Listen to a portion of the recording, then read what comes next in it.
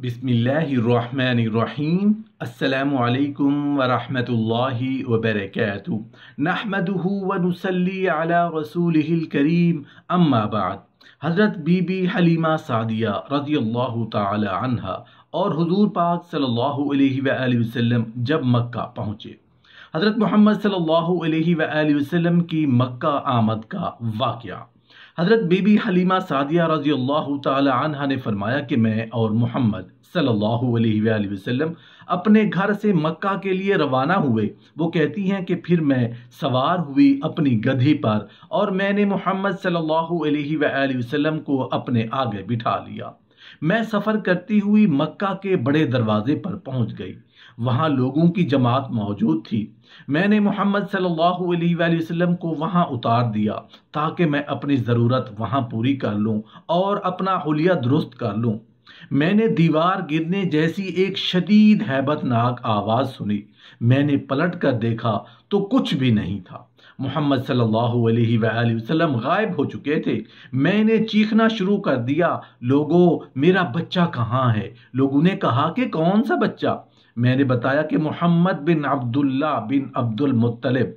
अल्लाह ने जिसके ज़रिया मेरे चेहरे को रौनक अता की, जिसके ज़रिया अल्लाह ने मेरे ख़ानदान को गनी कर दिया, जिसके ज़रिया अल्लाह ने मेरी भूख को शिकम सैरी से बदल दिया, मैं उसको पालती रही। जब मैंने अपनी खुशी उसके साथ पाली और अपनी आरजू पूरी होने का वक्त आया तो मैं उसको वापस करने ले आई थी और अपनी अमान से खारिज करने आई थी। मेरे हाथ से मेरा बच्चा उचक लिया गया है।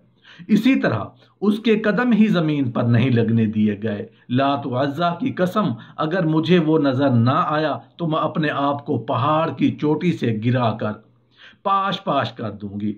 लोगों ने कहा, हमने देखा कि आप काफिले से गायब थीं, आपके साथ मोहम्मद सल्लल्लाहु अलैहि वसल्लम नहीं थे। हजरत बीबी हलीमा सादिया रज़ियल्लाहु ताला अन्हा ने कहा कि अभी तो वो तुम लोगों के सामने मौजूद थे। लोगों ने कहा कि हमने कुछ भी नहीं देखा। जब उन्होंने मुझे मायूस कर दिया तो मैं अफसोस के मारे अपने हाथ अपने सर पर रख कर बैठ गई। चुनाचे मैंने रो रो कर इर्द गिर्द वालों को सही सही रुला दिया। खुद रो रो कर लोग भी मेरे साथ जोर से रोने लगे। मेरे गम की वजह से अचानक मेरे पास एक बूढ़े ज़ईफ आदमी ने आकर कहा, जो कि अपनी लाठी का सहारा लेकर चल रहे थे। उसने मुझसे कहा, ऐ हलीमा सादिया, तुम क्यों रो रही हो और लोगों को भी रुला रही हो? मैंने कहा, मेरा बेटा मोहम्मद सल्लल्लाहु अलैहि वसल्लम मुझसे गुम हो गया है। उसने कहा, मत रो, मैं तुम्हें वो शख्स बताता हूं जो उसके बारे में जानता है। अगर वो चाहे तो तेरे पास वापस भी लौटा सकता है। मैंने कहा, मुझे जरूर बताइए। उसने बताया, सबसे बड़ा बुत। कहती है, मैंने कहा, तेरी माँ तुझे गुम पाए। शायद तुझे नहीं पता कि जिस रात मोहम्मद सल्लल्लाहु अलैहि वसल्लम पैदा हुए उस रात लात व अज़्ज़ा का क्या हशर हुआ था। बूढ़े ने कहा, शायद आप ओल फोल बक रही हो और तुम्हें मालूम ही नहीं कि तुम क्या कह रही हो। चलो मैं चला जाता हूँ, बुत के पास जाकर तेरी तरफ से दुआ करता हूँ और सवाल करता हूँ कि वो आपका बेटा वापस करा दे। हलीमा कहती हैं कि फिर वो बूढ़ा अंदर दाखिल हुआ। मैं उसको देख रही थी। उसने हबल के गिर्द 7 चक्कर लगाए और उसके सर पर बोसा दिया। उसने उसको पुकारा, ऐ मेरे सरदार, तू हमेशा से कुरैश पर इनाम की नवाजिश करता रहता है। ये सादिया औरत है, ये कहती है कि उसका बेटा भटक गया है। वो कहते हैं कि हबल मुंह के बल गिर गया और सारे के सारे बुत एक दूसरे पर गिर गए और उनसे आवाज आई, हमसे हट जा ऐ शेख, हमारी हलाकत मोहम्मद सल्लल्लाहु अलैहि वसल्लम के हाथ पर लिखी जा चुकी है। हजरत बीबी हलीमा सादिया रज़ियल्लाहु ताला अन्हा कहती हैं, मैंने देखा कि उस बूढ़े के दांत बज रहे थे, उसके घुटने कांप रहे थे। उसने अपनी लाठी फेंकी और वो रोने लगे और कह रहे थे, ऐ हलीमा ना रो, तेरे बेटे का ऐसा रब है जो उसको ज़ाय नहीं होने देगा। तुम आराम से उसको तलाश कर लो। कहती हैं कि मुझे डर लगने लगा कि कहीं ये खबर मुझसे पहले अब्दुल मुत्तलिब को ना पहुंच जाए, लिहाजा मैंने उनके पास जाने का इरादा कर लिया।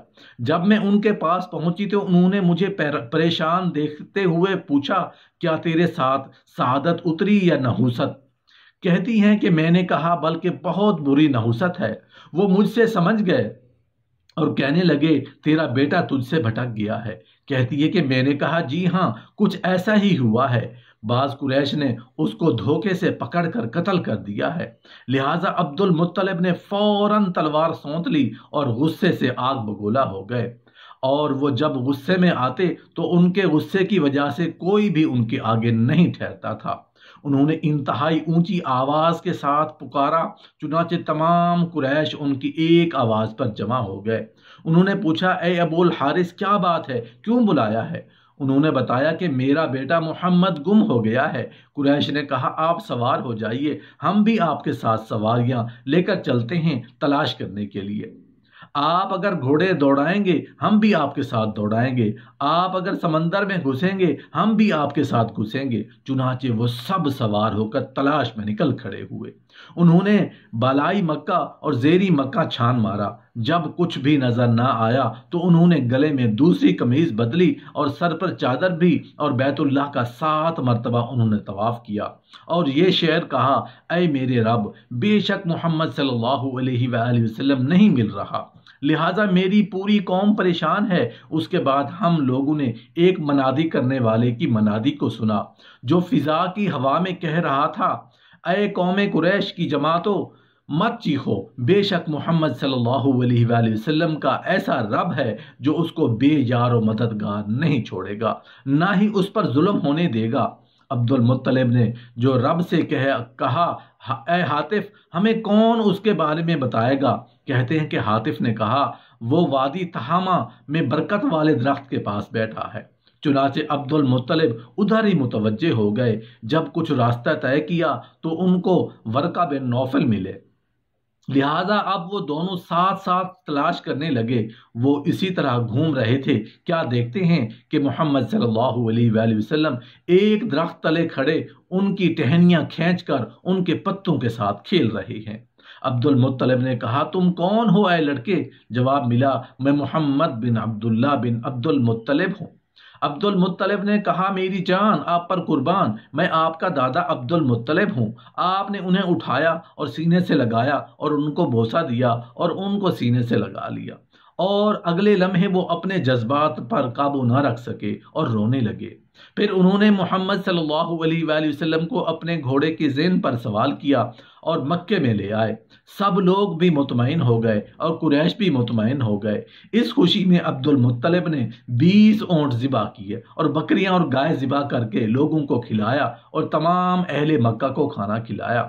حضرت بی بی حلیمہ سعدیہ رضی اللہ تعالی عنہ کہتی ہیں کہ میں نے عبد المطلب کو ایک ایک کر کے ساری باتیں بتا دی، پھر انہوں نے ان کو سینے سے لگایا اور رونے لگے اور فرمایا اے حلیمہ میرے اس بیٹے کی بڑی شان ہوگی، میں یہی پسند کرتا ہوں کہ میں بھی اس زمانے کو پالوں۔ حضرت بی بی حلیمہ سعدیہ رضی اللہ تعالیٰ عنہ کہتی ہیں کہ پھر عبد المطلب نے میرا سامان تیار کروایا اور احسن طریقے سے مجھے دیا اور احسن طریقہ پر روانہ کیا۔ میں اپنے گھر لوٹ آئی تو دنیا کی ہر خیر میرے ساتھ تھی، مجھے انہوں نے اس قدر دیا کہ میرے اس عطیے کی حقیقت بیان نہیں کر سکتی۔ اس طرح محمد صلی اللہ علیہ وآلہ وسلم اپنے دادا کے پاس رہنے لگے۔